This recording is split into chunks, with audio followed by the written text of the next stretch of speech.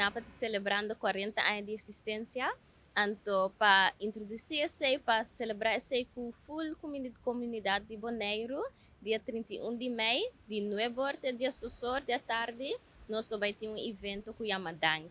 Durante Danki, significa dia para apreciar a natureza, cultura e idioma.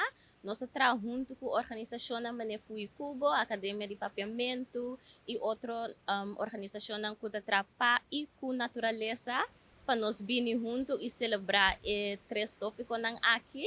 Anto, junto com Fui Cubo, por exemplo, nós temos uma exibição de book com a Academia de Papiamento, nós vai ter wega de idioma.